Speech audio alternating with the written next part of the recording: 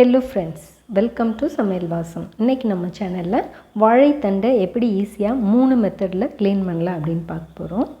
ஒரு பவுலில் 1 table spoon தயிர் சேர்த்துட்டு அதில் கொஞ்சமாக தண்ணி சேர்த்துக்கலாம்.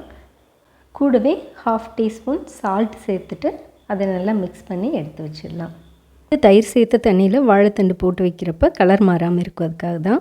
வாழைத்தண்டு எடுக்கிறதுக்கு முன்னாடி கையில் கொஞ்சம் கோகோனட் ஆயில் அப்ளை பண்ணிக்கலாம். கத்திக்கும் கோகோனட் ஆயில் அப்ளை பண்ணிக்கலாம். அப்போ தான் நம்மளோட கைகள் கருத்து போகாமல் இருக்கும். அதுக்காக இன்றைக்கி நான் வாங்கியிருக்க வாழைத்தண்டு பார்த்திங்கன்னா மேலே இது மாதிரி கருத்து இருக்குது. ஸோ இது ஃபுல்லாக நான் சீவி எடுக்க போகிறேன். நீங்கள் ஃப்ரெஷ்ஷாக வாங்குறீங்க அப்படின்னா மேலே இருக்க ஒரு 2-3 லேயர் மட்டும் எடுத்துகிட்டு சாஃப்டாக உள்ளே இருக்கிறத நம்ம அப்படியே இது போல் கட் பண்ணி எடுத்துக்கலாம். 2 எட்ஜஸையும் கட் பண்ணி எடுத்துடலாம்.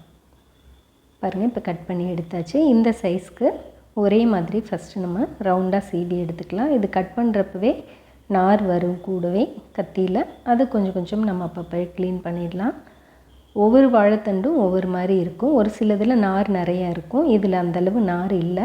ஸோ நான் இருக்கிறது எடுத்து காட்டுறேன். இப்போது இதை சின்ன சின்ன பீசஸாக அது போல் கட் பண்ணிவிட்டு நம்ம மிக்ஸ் பண்ணி வச்சுருந்தோம் இல்லையா, தயிர் அந்த வாட்டரில் சேர்த்துடலாம். இதே போல் எல்லாத்தையும் கட் பண்ணிவிட்டு அந்த மிக்ஸில் சேர்த்துடலாம். இப்போ எப்படி க்ளீன் பண்ணலான்னு பார்க்கலாம். மெத்தட் 1 பார்க்கலாம். ஃபஸ்ட்டு ஃபோக் வச்சுட்டு நல்லா சுற்றிக்கிட்டே இருக்கணும்.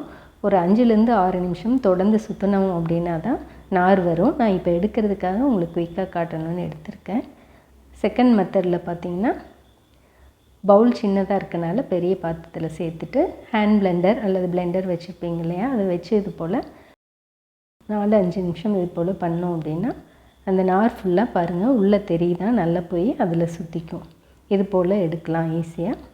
மெத்தட் 3 என்னென்னு பார்க்கலாம். விஸ்க் இருக்கு இல்லையா, அதை வச்சு இதே போல் ஒரு 3-4 நிமிஷம் சுற்றினோம் அப்படின்னா அதுலேயும் ஈஸியாக வந்துடும். ஒரு சில வாழைத்தண்டுகளில் அவ்வளோ நார் இருக்காது.